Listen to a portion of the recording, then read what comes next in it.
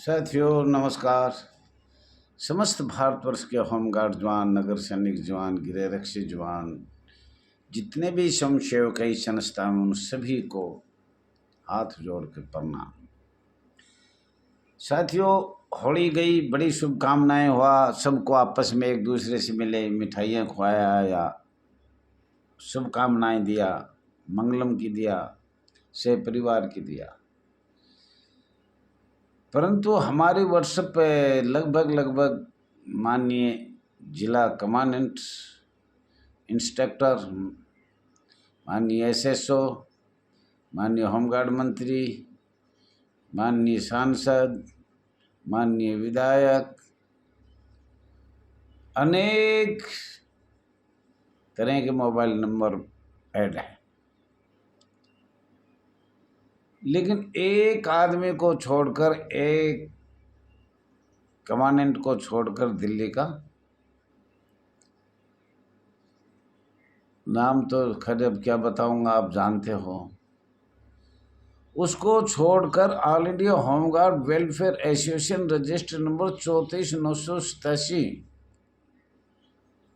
के mobile number 99 96 31 88 89 पे एक भी अधिकारी नहीं बोला, जितनी भी हमने चैनल पे बात बताई है। अब इन लोगों को ये पता लगा कि भाई स्वयंसेवकों को सब कुछ मालूम हो गया, अंग्रेजों ने क्या किया था, अखिल भारतीयों ने क्या किया था और हमने कैसे किया था। पूरे भारत में ज़्यादा नहीं तो 50% वॉलंटियर जो हमारे साथ थे, और हम भी मैट्रिक पास थे, या और बहुत से जवान थे, फर्स्ट डिवीज़न भी था, सेकंड डिवीज़न भी था, वो अपना स्वयंसेवक में 60 साल पूरा किया। और वो लोग किस तरह भर्ती हुए थे और किस महकमे में हुए थे, अब वो हमारे सर पे बैठा दिए। अब ये आपके अनुशासनहीनता देखेंगे, आपके कानून बनाएंगे, उस कानून को लागू करेंगे, जो ज़्यादा पैसा देगा उसका भी नंबर आ सकता है, उसको नागपुर ट्रेनिंग में भेज देंगे। ट्रेनिंग कितने महकमे की होगी, अग्निशमन है अलग है, नागरिक सुरक्षा अलग है, और तीसरा स्वयंसेवक अलग है, और राष्ट्रीय सुरक्षा अलग है। और फिर उनके ऊपर सरकार, मतलब बिल्कुल ऐसा उनको दबाया जाएगा जैसे अंग्रेजों ने कहा था कि इनको ऐसे दबाना है, और इतने जवानों को भर्ती करो जो इनको पिटाई करे, बोलने नहीं दे, मानवाधिकार इनका समाप्त किया जाए। आयोग जो भी है, रिपोर्ट आपको बार बार बताया गया, इसका संविधान से हटाया जाए, बिल्कुल गैर संवैधानिक बनाया जाए, इनका कोई भी दर्जा नहीं दिया जाए, ये अंग्रेजों ने कहा था। नेता सुभाष चंद्र बोस और ये संस्था जो 1947 में जो बनी थी, लॉर्ड माउंटबेटन ने सलामी ली थी, तो उसने तो ये कहा कि भाई ये तो बंद करनी पड़ेगी, हम इतने तगड़े जवान हैं, लड़ाई के लिए तैयार है, विद हथियार है, इनका तो जो परेड देखा तो उसने देखा आज तक मैंने किसी कंट्री में नहीं देखा, इसको तो बंद करना पड़ेगा। तो उन्होंने पूछा कि भाई ये ट्रेनिंग किसने करवाई, तो किसी ने बताया ये तो INA का वंचित कर्नल था, मेहर सिंह दास, श्री मेहर सिंह दास। लॉर्ड माउंटबेटन ने 2 शर्त रखी कांग्रेस के आगे, एक तो नेता सुभाष चंद्र का पता ही नहीं होना चाहिए, एक इस संस्था का पता ही नहीं होना चाहिए, जब तक भारत रहे, आज़ाद रहे, जब तक इनको तो बिल्कुल स्वयंसेवक रखा जाए, और नेता सुभाष चंद्र का तो पता ही नहीं होना चाहिए, हमारे सामने उसकी चर्चा नहीं आनी चाहिए। और न हमने कभी पढ़ाई में ये बताया कि आज़ाद 1943 में आज़ाद हो गया था, अंडमान निकोबार पे झंडा फहरा दिया था, चलो दिल्ली का नारा लग गया था, करेंसी चालू हो गई थी। हमें तो ये उल्टा सुल्टा पढ़ाया गया, जिससे हम स्वयंसेवक बना दिए। आपको मैं बताता हूँ, फर्स्ट विश्व युद्ध में लड़ाई लड़ी है संस्था ने, नाम बदल बदल, और सेकंड वर्ल्ड वार में लड़ाई लड़ी ने, हमारे बहुत से साथी शहीद हुए हैं सेकंड में, परंतु अंग्रेज़ों के जो दर्द हो रहा था, और अंग्रेज़ जब तक नहीं गए, जब तक 1965 में हमने बिल्कुल ख़त्म नहीं करके गए। और साथियों, ये विश्वास करो, इस चैनल के माध्यम से आपका बहुत बहुत धन्यवाद है। इस चैनल से आपने जब भी RS दहिया एक्स होमगार्ड में स्वागत है, जब भी सब्सक्राइब किया, लाइक किया, शेयर किया, जब पीछे ये आपकी वजह से, आपकी दया से, बहन भाइयों की आशीर्वाद से अब ये पूरे भारत में चल रहा है। हर आदमी इसको सुनने के लिए तैयार है। कुछ असामाजिक तत्व होंगे, उनसे भी हाथ जोड़ता हूँ, कुछ सिविल वाले से भी हाथ जोड़ता हूँ, कुछ जो भी हमारे स्टेट के कर्मचारी है, सरकारी कर्मचारी है, या कर्मचारी है, या कंपनी का है, या सिविल का है, हाथ जोड़ के इस चैनल को आगे से आगे सब्सक्राइब किया जाए, शेयर किया जाए, कमेंट किया जाए, लाइक किया जाए। यह आपसे आशीर्वाद है। और इस चैनल के माध्यम से आपका यही एक सहारा है, जो आपकी आवाज़ वहाँ तक पहुँची जा रही है। साथियों, मेरी याद है 1940 1947 का हम ज़रूर बताएंगे। कुछ किसान का काम करता हूँ, मैं भी सुबह मजदूरी पे जाता हूँ, शाम तक मजदूरी पे रहता हूँ, रात में थक जाता हूँ। हमने सरकार से, अधिकारियों से, राज्य सरकार से, वरिष्ठ अधिकारियों से, विभाग के वरिष्ठ अधिकारियों से बहुत सी जानकारी ली, पर इनकी बत्ती बंद है। अगर इनको पता लग गया हमने क्या क्या होमगार्ड के साथ, स्वयंसेवक के साथ, गृह रक्षा के साथ, रक्षी के साथ, गृह रक्षी, और ये एक गृह रक्षक बल था, और इनको जैसे जल्दबाजी में गृह रक्षी भी बोल देते हैं। इसका अर्थ क्या है, लेकिन ये नहीं बता पाए। और साथियों, आपका आज़ाद का हमने कल भी बताया था, 1948 में हुई या 1949 में हुई, या मैं तो कहता हूँ 65 तक इन्होंने 1950 नागरिक सुरक्षा अधिनियम लगाया। कौन सा नियम लगाया उसको भी आपको भी पता है। वो 15 साल के लिए लगाया था।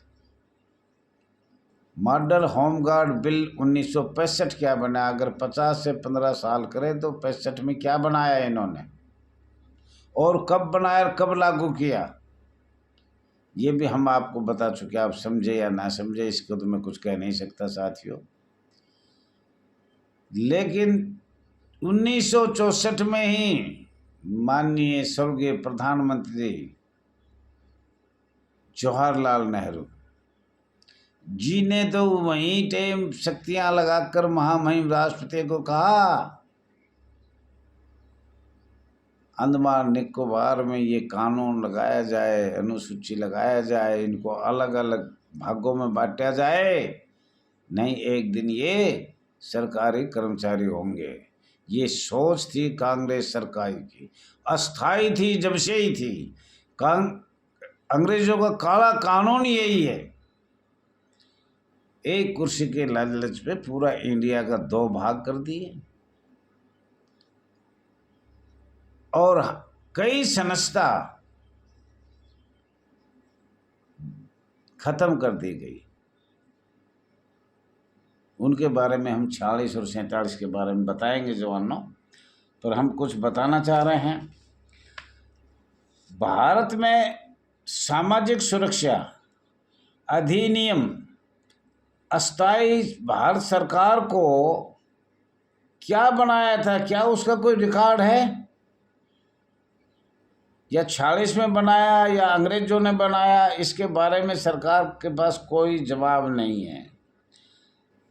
सामाजिक सुरक्षा किस महकमा के जवान कार्य कर रहे हैं, या कर रहे थे, या करे जाएंगे, और सामाजिक संस्था किसको कहते हैं, एवं इसका अधिनियम नियम, भाई मजदूरी क्या है, वेतन क्या है, ड्रेस क्या है, कपड़े क्या है, इसके बारे में सरकार के पास कोई जवाब नहीं। अधिकारी जिला होमगार्ड मंडलीय कमांडेंट RSS हो तो उसको सस्पेंड ही कर देते उस जवान को, अगर ये बात करें तो। और श्रम कानून औद्योगिक विवाद अधिनियम 1947 फैक्ट्री लेबर है, सोशल सिक्योरिटी लेबर है, उनकी नियुक्ति कैसे किया गया और उनका भी क्या वेतन रखा गया, या दिहाड़ीदार थे, या सोशल सिक्योरिटी में कितने जवान कार्य कर रहे थे एक ग्रुप में, और उस संस्था का क्या नाम रखा गया, या नकली बनाया गृह रक्षक, नगर सैनिक, PRD, जिसका कोई महत्व ही नहीं है। 1965 के बाद वॉलंटरी जो थे, वॉलंटियर, उनमें से ये अधिकारी कैसे बनाए, कौन सा प्रावधान था, किसने बनाया और कारण क्या था वे वेतनिक हुए, और वेतनिक अवेतनिक कब बने थे और किस साल से लागू हुआ और किस स्टेट से शुरू हुआ था, केंद्र में कैसे गया ये कानून। ये तो स्टेटों का, ये तो आपको पता है 1959 से पहले पूरे भारत में स्टेट के अंडर थे जितने भी गृह रक्षक बल, नगर सैनिक, होमगार्ड जवान। तो साथियों, अस्थायी सरकार को भारत में कुल कितने अंतर्राष्ट्रीय कानून उधार लाकर लगाए गए थे, और जो इस संस्था पे कितने लगाए, खासतौर पर गृह रक्षक, होमगार्ड, गृह रक्षी, नगर सैनिक, गृह रक्षक वाहिनी, जो भी ये हमारी संस्था है, इनमें कितने कानून अंतर्राष्ट्रीय उधार ले आए, किन किन देशों से ले आए, और वो अंग्रेजों ने, अस्थायी सरकार ने लागू किए गए। और अधिसूचना होगी जब से लागू होगा 1950 से 1968 में, तमाम इन जहर का इंजेक्शन लगाते लगाते भारत के संविधान में लगाए, गैर संवैधानिक बनाए, और राज्यसभा में जाकर 24 मई 1968 में अपनी तरफ से इन्होंने ये संस्था समाप्त कर दी, जो आज भारतीय जनता पार्टी की आस करी हुई है, और वरना ये कांग्रेस तो कभी नहीं करेगी। और माननीय राहुल गांधी जी, आज भी आप चाहते हो तो हाथ जोड़ कर अपील करते हैं, एक बार नाम कह दो कि भाई होमगार्ड, नगर सैनिक, गृह रक्षा वाहिनी और गृह रक्षक बल को रोजगार दिया जाएगा सरकारी, तो आप देखना कितना बदलाव आएगा। लेकिन नहीं कहेगा, क्यों? इनका तो एक नामा है ना, जो अंग्रेजों ने कह रखा है उससे ज़्यादा बोलेंगे नहीं, उसी वो चलेंगे नहीं। आज माननीय राहुल जी, ये अगर वीडियो आपके पास कहीं भी पहुंच जाए, कैसे भी पहुंच जाए, चैनल के माध्यम से पहुंचे, सोशल मीडिया के माध्यम से पहुंचे, आप एक नाम तो लो। अगले जो हुआ वो तो हो गया, लेकिन अब हमारी सरकार आएगी तो हम सरकारी रोजगार देने का वादा करते हैं। मैनिफेस्टो में लिखो, कोई भी राजनीतिक पार्टी अपने मैनिफेस्टो में होमगार्ड के, गृह रक्षक के बारे में, गृह रक्षक वाहिनी के बारे में कुछ नहीं बोल रहे। थैंक यू साथियों, थैंक यू।